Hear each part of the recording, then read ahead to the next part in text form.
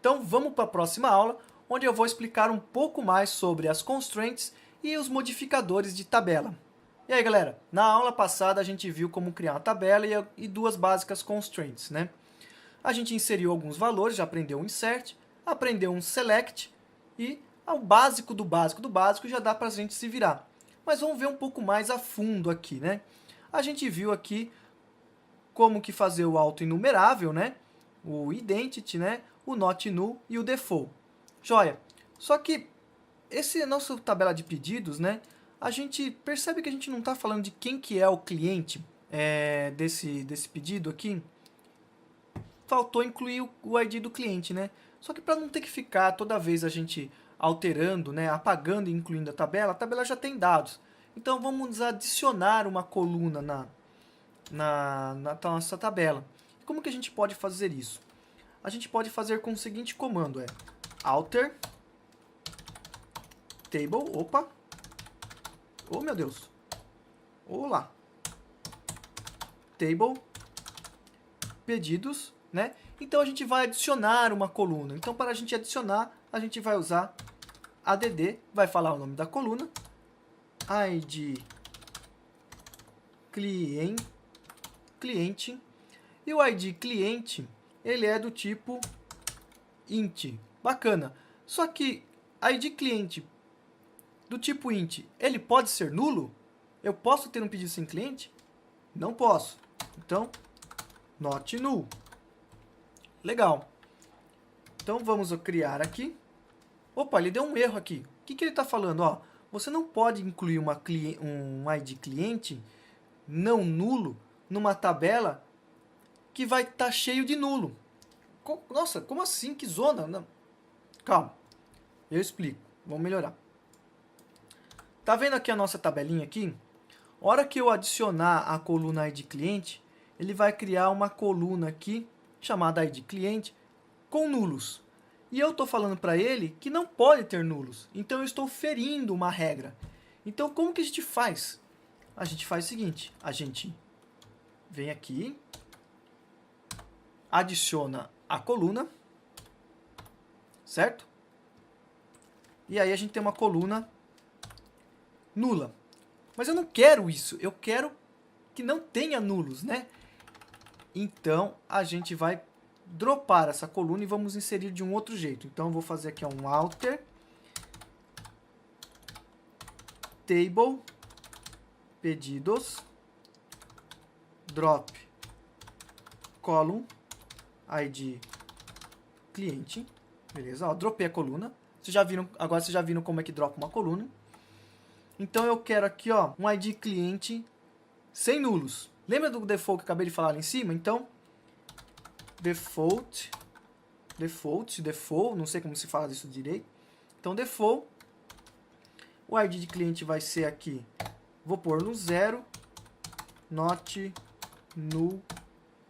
E agora ele deixou eu criar a coluna de id de clientes. Vamos ver? E ele colocou o 0, que é o default, né, para todos os IDs de cliente. Só que eu não tenho cliente 0, né? Não existe cliente 0. Então, o que eu tenho aqui? O primeiro cliente e o segundo cliente, que é o pedido 1, pedido 2. Então, vamos alterar ali onde está escrito 0 para o ID do cliente. Então, vamos lá. Para isso, a gente precisa atualizar a tabela. E para a gente atualizar a tabela, a gente vai dar um update. Opa, update cliente não, update pedidos set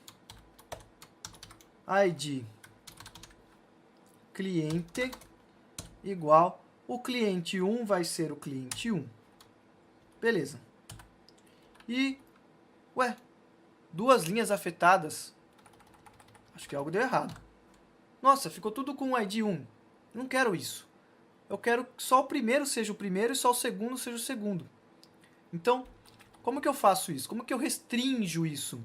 Então eu vou colocar aqui uma cláusula chamada where, onde, né, o ID igual a 2. Desse jeito, eu vou só afetar ao primeiro registro. E eu vou fazer uma cópia aqui. E aqui vai ser o ID 2 quando o ID for 3.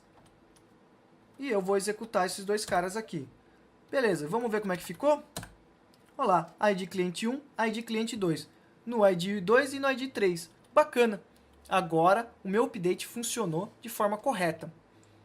Então, eu tenho essa cláusula where, onde eu posso delimitar, colocar condições para fazer o meu update. Né? Então, eu posso ter um update do ID igual a 2 e a quantidade igual a 22, né? Então, eu posso ir brincando com a cláusula where, né?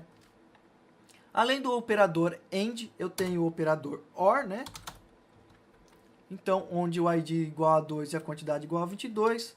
Ou, por exemplo, o tipo do frete igual ao FOB. Certo? E bacana, eu continuo com os meus aqui 1 e 2 aqui dos pedidos. Bacana, então a gente viu agora como que a gente faz um update na tabela e a cláusula where, né? Já que eu tenho essa cláusula where para o pedido, eu devo tê-la para o select também. E como é que fica no select essa cláusula where?